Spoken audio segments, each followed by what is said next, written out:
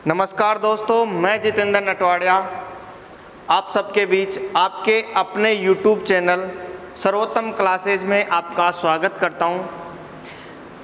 हमारी पिछली जो 2 कक्षाएं हुई उनमें हमने बात की, सामान्य सी हमारे पॉलिटी की जानकारी ली, संविधान की कुछ जानकारी ली। पिछली कक्षा में हमने बात की थी कि हमारे संविधान की ज़रूरत क्यों हुई, हमारे देश को इस संविधान की आवश्यकता क्यों हुई, कैसे हमारे लिए संविधान सभा बनी। उससे पहले हम हमारे संविधान के विकास क्रम की हम बात कर रहे थे और हमने कल बात की कि कैसे यहाँ पे अंग्रेज आए, अंग्रेजों को कैसे व्यापार करने की अनुमति मिली, और 2 युद्धों की हमने बात की थी, प्लासी का युद्ध और बक्सर का युद्ध। दोनों युद्धों में विजय हो गई अंग्रेजों की विजय होने के फलस्वरूप इसके बाद में भारत पे बंगाल के ऊपर अंग्रेजों का शासन हो गया और वहीं से शुरुआत मानी जाती है हमारे संवैधानिक विकास की। और कल हमने एक एक्ट की बात भी की थी, 1773 का रेगुलेटिंग एक्ट। थोड़ी सी बात दोबारा कर लेते हैं उसी एक्ट की कि 1773 का रेगुलेटिंग एक्ट ब्रिटिश नियंत्रण की शुरुआत मानी जाती है उस एक्ट से, इसलिए उसे कहा जाता है भारतीय संविधान की प्रथम सीढ़ी। और इसी एक्ट में बंगाल का जो गवर्नर था लॉर्ड क्लाइव, जो पहला गवर्नर पूछा जाए बंगाल का, प्रथम गवर्नर कौन था? लॉर्ड क्लाइव था। तो बंगाल के गवर्नर का प्रमोशन करके उसको गवर्नर जनरल बना दिया गया, यानी कि पहला गवर्नर जनरल कौन बना? Lord Warren Hasting. थोड़ी सी बात हमने इस हेस्टिंग की भी की थी कि हेस्टिंग ने 1772 में एक पद का गठन किया था, कलेक्टर के पद का गठन किया था। पूछा जा सकता है कलेक्टर के पद का गठन किसने किया? वारेन हेस्टिंग ने किया। कब किया? 1772 में किया। प्रश्न एक बार ये भी पूछा गया था कलेक्टर का पद कहाँ से लिया गया है, तो इंग्लैंड से लिया गया है। कहाँ से लिया गया है? इंग्लैंड से लिया गया है, ब्रिटेन से लिया गया है। इसी एक्ट में हमने बात की कि जो वायसराय की गवर्नर जनरल की जो परिषद होती थी उसमें 4 सदस्य होते थे। इसी एक्ट के तहत 1774 में एक्ट 1773 का है, लेकिन 1774 में कलकत्ता के फोर्ट विलियम में कोर्ट का गठन किया गया था। नाम था अपेक्स कोर्ट, जो उस समय का भारत का सबसे बड़ा कोर्ट था। लेकिन इस कोर्ट के विरुद्ध भी प्रिवी काउंसिल लंदन में स्थित थी, उसके वहाँ पे अपील की जा सकती थी। इसके प्रथम मुख्य न्यायाधीश सर एलिजा एम्पे थे। इस एक्ट के आगे हम बात करें, देखो इसी एक्ट के तहत जो कर्मचारी काम कर रहे थे, निदेशक मंडल का जो गठन किया गया था, उनको उपहार लेना प्रतिबंध कर दिया था कि आप भारतीयों से उपहार नहीं ले सकते। लेकिन अब आगे हम बात करते हैं, अगले एक्ट की हम बात करते हैं, और इससे अगला एक्ट जो आया था वो आया था 1781 का अधिनियम।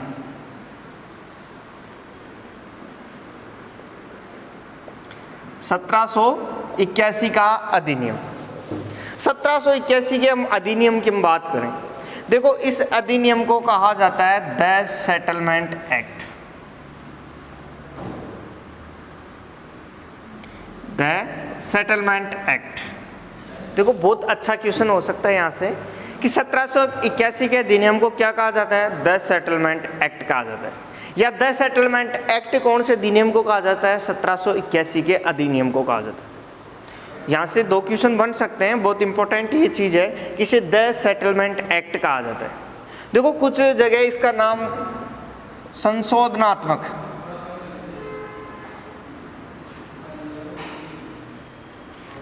संशोधनात्मक एक्ट भी कहा गया है, अधिनियम भी कहा गया है।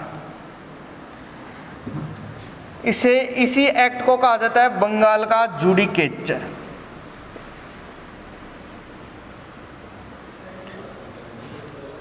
ज़्यादातर किताबों में ये नाम आपको मिलेगा भी नहीं, बहुत अच्छी किताबें हैं, वहाँ पे इनका नाम दिया गया है कि इसी 1781 के अधिनियम को द सेटलमेंट एक्ट भी कहा जाता है, इसे ही संशोधनात्मक अधिनियम भी कहा जाता है, और इसे ही बंगाल का जुडिकेचर भी कहते हैं। इसे ही बंगाल का जुडिकेचर कहा जाता है। इस एक्ट में क्या हुआ था कि ये नाम पड़ा, इस एक्ट में ये कहा गया था कि जो गवर्नर जनरल की काउंसिल परिषद जो निर्णय लेगी उसको न्यायालय की आधिकारिकता के बाहर रखा जाएगा। यानी आप कंपनी के कर्मचारियों पर आप केस नहीं कर सकते, पहले से एक समझौता कर लिया गया, सेटलमेंट कर दिया गया। कि आप कंपनी के कर्मचारियों पर आरोप नहीं लगा सकते, इसलिए इस एक्ट को कहा जाता है द सेटलमेंट एक्ट। और ये 1773 की कमियों को दूर करने का प्रयास किया गया था, इसलिए इसे कहा जाता है संशोधनात्मक अधिनियम। और इसे बंगाल का जुडिकेचर भी कहते हैं हम। क्यों कहते हैं? क्योंकि इसी एक्ट के तहत बंगाल प्रेसिडेंटियों को बंगाल, उड़ीसा और बिहार, इनके लिए नियम कायदे या विधि बनाने का अधिकार दे दिया गया था। इनके लिए विधि बनाने का अधिकार दे दिया गया था। एडमंड हिलेरी के सिफारिश पर यह अधिनियम लाया गया था और इसके तहत बंगाल जो प्रेसिडेंटी थी उसको बंगाल, बिहार और उड़ीसा के लिए विधि बनाने का अधिकार दिया गया था, इसलिए इसे बंगाल का जुडिकेचर कहा जाता है।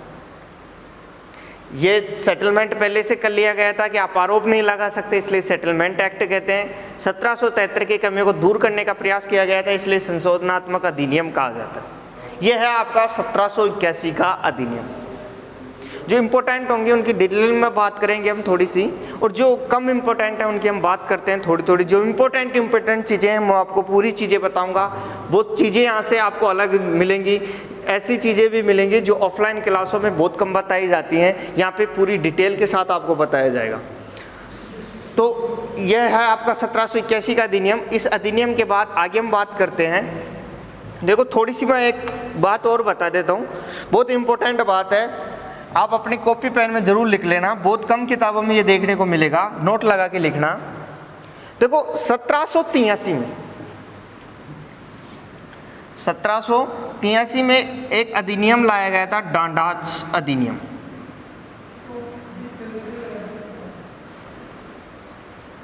और नवंबर 1783 में ही एक और अधिनियम आया था,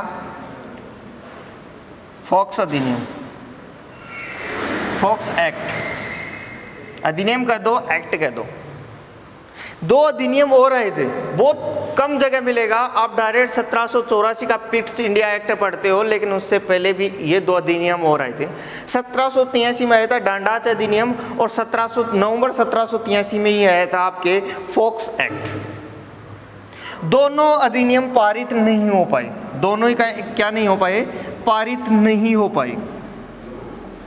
दोनों अधिनियम पारित नहीं हो पाए। जब ये पारित नहीं करवा पाए, अपने जो इनका जो कॉमन हाउस था वहाँ पे ये पारित नहीं करवा पाए, तो पारित ना होने की वजह से लॉर्ड नॉर्थ और फॉक्स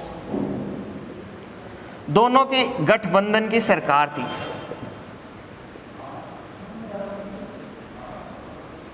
जब एक सरकार को बहुमत नहीं मिल पाता तो कुछ मिलकर, दो दल मिलकर जो सरकार चलाते हैं उसे हम गठबंधन की सरकार कहते हैं। दो या दो से अधिक दल भी हो सकते हैं उसमें। तो इन दोनों की जो गठबंधन की सरकार थी, ये सरकार गिर गई थी। ये सरकार क्या हो गई? गिर गई, हट गई। बहुत इंपॉर्टेंट चीज़ है यहाँ पे, यहाँ से क्वेश्चन बहुत बढ़िया क्वेश्चन पूछा जा सकता है। सिविल सेवाओं की परीक्षा में बहुत अच्छा क्वेश्चन हो सकता है यहाँ से। सामान्य से एग्जामों में ऐसा क्वेश्चन नहीं पूछते, लेकिन सिविल सेवा के एग्जामों में बहुत बढ़िया क्वेश्चन हो सकता है कि ऐसा कौन सा अधिनियम था जिसकी वजह से, या भारत के कौन से कानून अधिनियम की वजह से अंग्रेजी सरकार का पतन हुआ था। ये बहुत बढ़िया उदाहरण है, एकमात्र उदाहरण है, आज एकमात्र और अंतिम प्रयास था जब किसी भारतीय अधिनियम के लिए अंग्रेजी सरकार गिर गई थी। यानी कब गिर गई थी? 1783 में गिर गई थी। लॉर्ड नॉर्थ और फॉक्स की जो गठबंधन की सरकार थी वो सरकार गिर गई थी। किसकी वजह से? भारत के लिए अधिनियम बनाने की वजह से, क्योंकि ये दोनों अधिनियम पारित नहीं करवा पाई थी। ये भारत के लिए अधिनियम आने थे, जो कमियां थी 1781 की, इन कमियों को दूर करने का प्रयास करने के लिए ये अधिनियम लाने थे, लेकिन ये अधिनियम पारित नहीं हो पाए। पारित नहीं हो पाए तो इन दोनों गठबंधन की सरकार को इस्तीफा देना पड़ा था। इस तरह सरकार गिर गई थी। ये आज तक का एकमात्र उदाहरण है कि भारत की वजह से अंग्रेजी सरकार का पतन हुआ था। आगे हम बात करते हैं, आप चाहो तो इस चीज़ का स्क्रीनशॉट ले सकते हो, बाकी आगे हम बात करेंगे।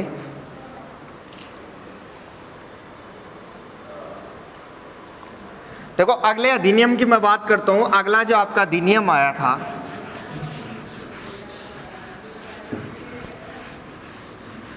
अगला जो अधिनियम आया था, जब सरकार गिर गई तो अगली सरकार बनी थी पिट्स की। पिट्स द यंगर ब्रिटेन के नेक्स्ट प्रधानमंत्री बने थे। तो 1784 में पिट्स ने भारत के लिए अधिनियम भेजा और नाम पड़ गया 1784 का पिट्स इंडिया एक्ट। अंग्रेज थे, अंग्रेजी में नाम है। पिट ने भेजा तो पिट्स, किसके लिए भेजा? इंडिया के लिए भेजा तो इंडिया। Pitt's India act 1784। इस एक्ट की भी कुछ जो महत्वपूर्ण बातें हैं वो बात करते हैं हम।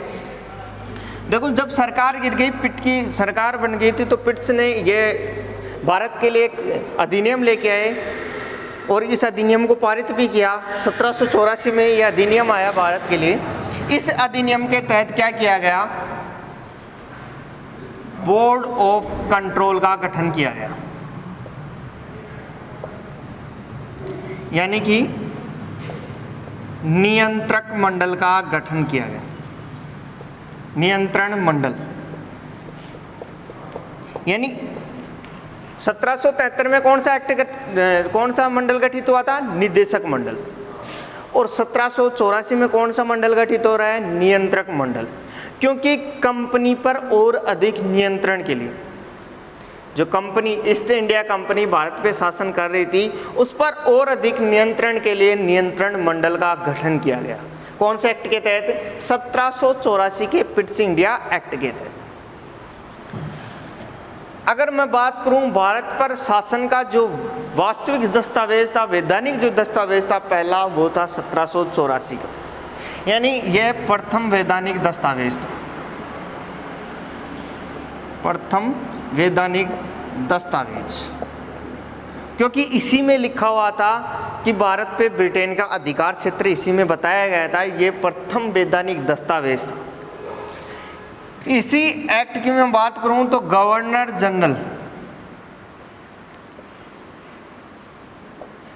जनरल की जो परिषद थी, जिस परिषद में सदस्य होते थे 4, उसमें 1 कम करके सदस्य की संख्या कर दी गई 3। 1783 में परिषद में सदस्य थे 4, अब सदस्य की संख्या कम कर दी गई। कितनी कर दी गई? 3। एक और कम कर दिया गया। कम क्यों किया गया? इससे अपने को कोई मतलब नहीं है, ये ज़्यादा इम्पोर्टेंट नहीं है, कम किया गया। लेकिन इसके बाद में दोबारा बढ़ाया गया था। फिर अब वापस हम बाद में बात करते हैं कि वापस 4 हो गए, तो फिर आप कहते हैं कि पहले से 4 थे, एक और बढ़ गया, 5 हो गए। इसलिए यहाँ बताया गया कि कितने हो गए थे? 3 हो गए थे। इसलिए इम्पोर्टेंट है यहाँ पे याद रखना कि परिषद में सदस्यों की संख्या घटाकर कितनी कर दी गई? 3 कर दी। ईस्ट इंडिया कंपनी के कार्यों को 2 भागों में बांटा गया है, यानी कंपनी का द्वैध शासन। द्वैध शासन आपको कई बार पूछा जाएगा, आगे भी आपके सामने द्वैध शासन आएंगे, प्रांतों में द्वैध शासन, केंद्र में द्वैध शासन।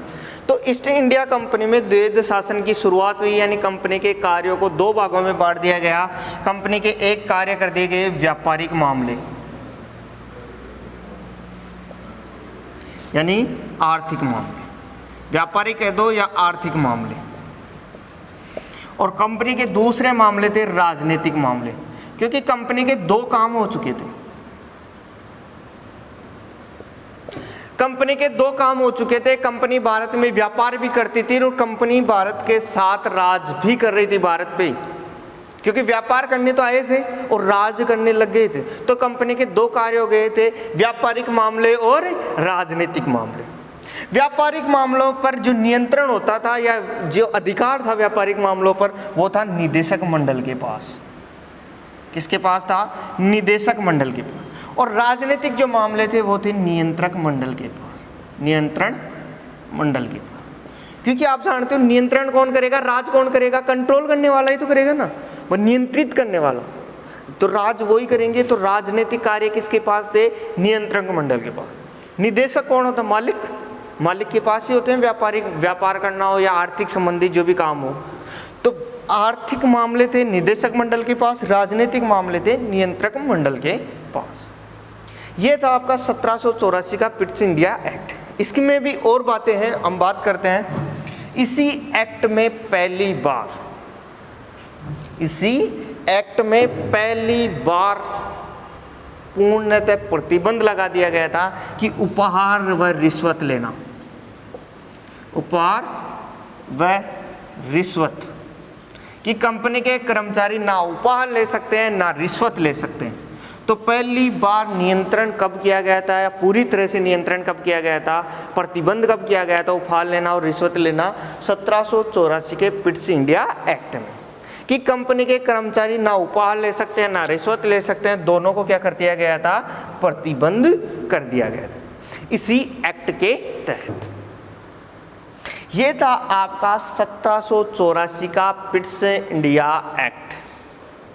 दोबारा से देखना, पिट्स इंडिया एक्ट में नियंत्रण मंडल का गठन किया गया था।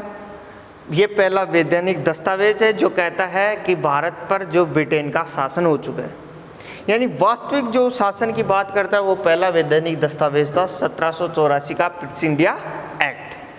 गवर्नर जनरल की परिषद में सदस्यों की संख्या 4 से घटा के 3 कर दी गई।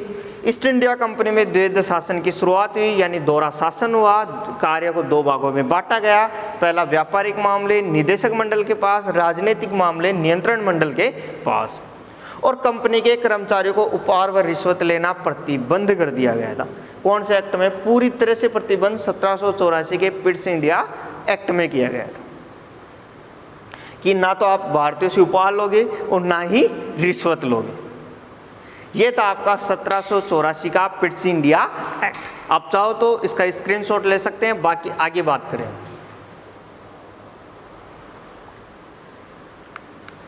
अगला जो हम अधिनियम पढ़ते हैं उसकी हम बात करें तो वो है 1786 का अधिनियम। 1786 का अधिनियम।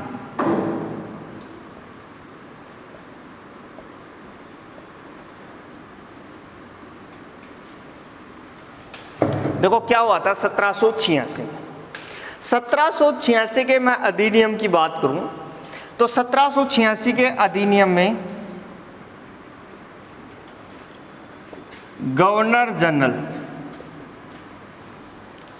गवर्नर जनरल को कुछ शक्तियां दी गई। गवर्नर जनरल परिषद के निर्णय को बदल सकता था। जो परिषद जो निर्णय लेती थी उसको बदल सकता था कौन? Governor general. यानी गवर्नर जनरल को कुछ शक्तियां दी गई, उसको अतिरिक्त शक्तियां दी गई थी। कौन से एक्ट में? 1786 में। यानी इसको गवर्नर जनरल को प्रमुख बना दिया गया था कि गवर्नर जनरल अपनी शक्तियों का प्रयोग कर सकता है। जैसे राष्ट्रपति, वर्तमान में मैं बात करूं तो राष्ट्रपति के पास भी कुछ शक्तियां होती हैं, अवशिष्ट शक्तियां कहते हैं, उन शक्तियों का प्रयोग राष्ट्रपति कर सकता है। उसी प्रकार गवर्नर जनरल को भी अतिरिक्त शक्तियां दे दी गई थी और उन शक्तियों का प्रयोग कर सकता था। कौन से अधिनियम में? 1786 के अधिनियम में। और इन शक्तियों जो प्राप्त करने वाला प्रथम व्यक्ति था, कौन से गवर्नर जनरल ने ये शक्तियां प्राप्त की थी? वो था लॉर्ड कॉर्नवालिस। पहला जो गवर्नर जनरल था जिसको ये शक्तियां मिली थी वो था लॉर्ड कॉर्नवालिस। ये है आपका 1786 का अधिनियम। ज़्यादा इम्पोर्टेंट नहीं है, इसमें यही था कि गवर्नर जनरल को अतिरिक्त शक्तियां दी गई थी।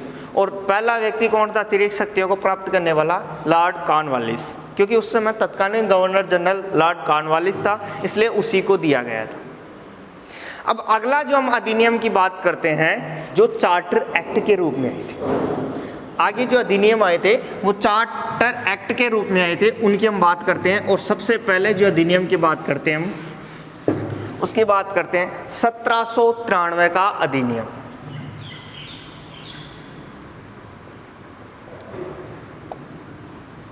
(1793) का राजपत्रित अधिनियम।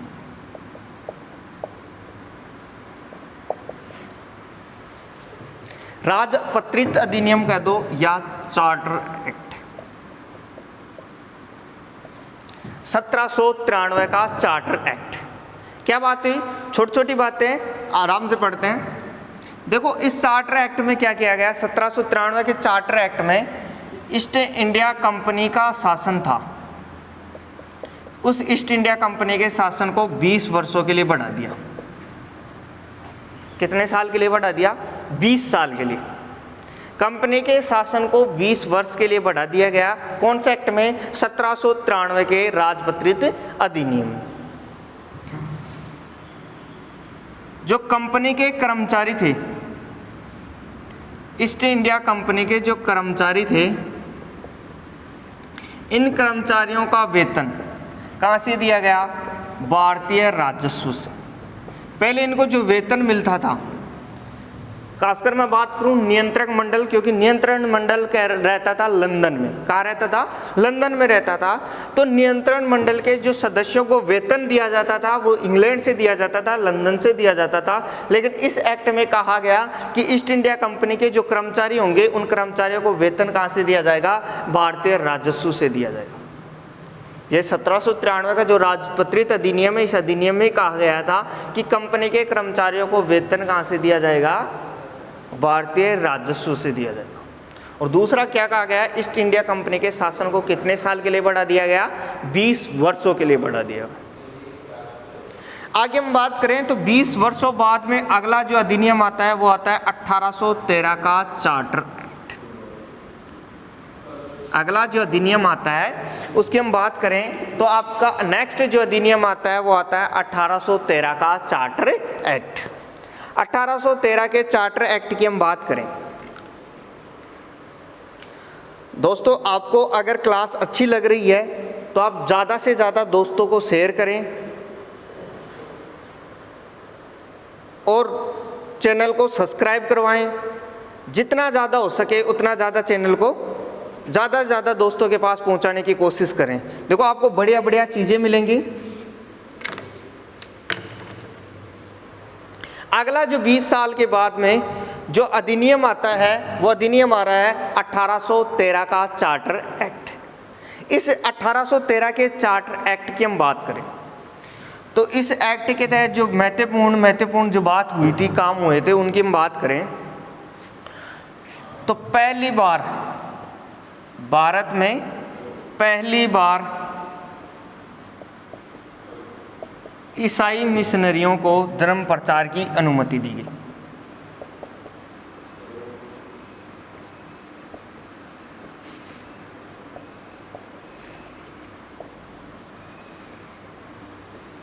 यानी भारतीयों को भारत में पहली बार ईसाई मिशनरियों को धर्म प्रचार की अनुमति कब दी गई? 1813 के चार्टर एक्ट के तहत। 1813 के चार्टर एक्ट में पहली बार ईसाई मिशनरियों को भारत में धर्म प्रचार की अनुमति दी गई। जैसे हिंदू धर्म के प्रचार करने वाले होते हैं, बौद्ध धर्म के प्रचार करने वाले होते हैं, मुस्लिम धर्म के प्रचार करने वाले होते हैं, वैसे ईसाई धर्म के प्रचार करने वालों को कहा जाता है ईसाई मिशनरी। तो ईसाई मिशनरियों को भारत में पहली बार धर्म प्रचार की अनुमति कब दी गई थी? 1813 के चार्टर एक्ट में। इसी 1813 के चार्टर एक्ट में ईस्ट इंडिया कंपनी के जो व्यापार एकाधिकार था, जो व्यापार करने का एकाधिकार था, उस एकाधिकार को आंशिक रूप से, पूरी तरह नहीं, आंशिक रूप से कम किया गया। आंशिक रूप से क्या किया गया? कम किया गया। यानी कि चाय व चीन, यानी चाय का व्यापार और चीन देश के साथ व्यापार तो करेगी कौन? कंपनी। और बाकी का व्यापार अन्य उनके जो नागरिक थे जो भारत में आ सकते थे, भारत के साथ भारत में रहकर यहाँ से ईस्ट इंडिया कंपनी से परमिट लेकर व्यापार कर सकते थे। लेकिन चाय और चीन का व्यापार अभी भी कौन कर रही थी? ईस्ट इंडिया कंपनी कर रही थी। और ईस्ट इंडिया कंपनी को निर्देश दिया गया, ईस्ट इंडिया कंपनी को निर्देश दिया गया कि भारतीय शिक्षा पर 1 लाख रुपए खर्च करें। 1 लाख रुपए वार्षिक खर्च करें। यानी यहीं से ईस्ट इंडिया कंपनी को निर्देश दिया गया था कि वो भारतीय शिक्षा पर 1 लाख रुपए वार्षिक। 1 लाख उस समय बात करूँ मैं 1813 में तो 1 लाख बहुत होते थे। आज की बात करें तो 1 लाख में कुछ नहीं होता, लेकिन उस समय की बात करें तो 1 लाख रुपए बहुत होते थे। उस समय भारत में शिक्षा का स्टैंडर्ड गिर गया था, क्योंकि हमारे ऊपर अंग्रेज़ों का शासन हो गया था, तो इतना स्टैंडर्ड नहीं था हमारा कि हम बहुत कम लोग शिक्षित हो पाते थे। नहीं, उससे पहले देश और विदेश को, दुनिया को हमने ही शिक्षा दी थी। शिक्षा पद्धति हमारे नालंदा विश्वविद्यालय जैसी पद्धति थी, लेकिन अंग्रेज़ों की वजह से ये थोड़ा नीचे आ चुकी थी। तो भारतीय शिक्षा पर 1 लाख रुपए खर्च कौन करेगी? ईस्ट इंडिया कंपनी खर्च करेगी। कौन से एक्ट में कहा गया? 1813 के चार्टर एक्ट में कहा गया। तो यह है आपका 1813 का चार्टर एक्ट। भारत में पहली बार ईसाई मिशनरियों को धर्म प्रचार की अनुमति दी गई। ईस्ट इंडिया कंपनी के व्यापार एकाधिकार को आंशिक रूप से कम किया गया। चाय और चीन के साथ व्यापार ईस्ट इंडिया कंपनी के पास रहा, इसको लेकर किसी को नहीं दिया गया। और भारतीय शिक्षा पर 1 लाख रुपए खर्च करने की बात कही गई। कौन से एक्ट में? 1813 के एक्ट में।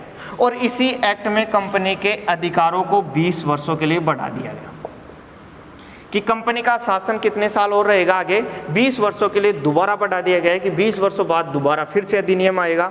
तो फिर अगला जो अधिनियम आता है वो इसके 20 साल बाद आता है। उससे पहले आप इनका स्क्रीनशॉट ले सकते हो। उसकी बात करें, अगला जो अधिनियम आता है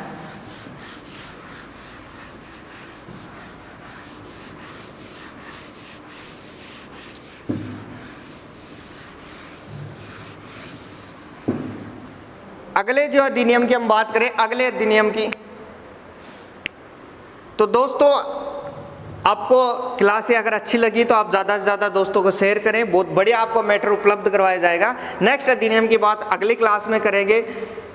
तो दोस्तों मिलते हैं अगली क्लास में। आपको हमारी टीम द्वारा जो बढ़िया बढ़िया क्लासें उपलब्ध करवाई जाएंगी, प्रदीप सर के नेतृत्व में हमारी टीम जो काम कर रही है, आपके लिए अच्छा मैटर उपलब्ध करवाया जाएगा। तो आपको अगर क्लासेस अच्छी लगे तो ज़्यादा से ज़्यादा लोगों को शेयर करें, क्योंकि जितना आप शेयर करोगे उतना ही हमारे लिए भी फायदे में रहेंगे हम, क्योंकि आपके लिए हम उतना ही डेडिकेटेड रहेंगे जितना हमारा प्रचार होगा। क्योंकि जब तक व्यू नहीं आएंगे तो फिर मज़ा नहीं आएगा पढ़ाने में। तो आप ज़्यादा से ज़्यादा दोस्तों को शेयर करें, जिससे कि पढ़ाने में मज़ा भी आए और आपको पढ़ने में मज़ा आए। पॉलिटी आपको अच्छे ढंग से पढ़ाई जाएगी, कोई टेंशन मत लेना, निडर हो गया, आराम से पढ़ो, नो टेंशन हो गया। तो मिलते हैं अगली क्लास में, तब तक के लिए धन्यवाद दोस्तों।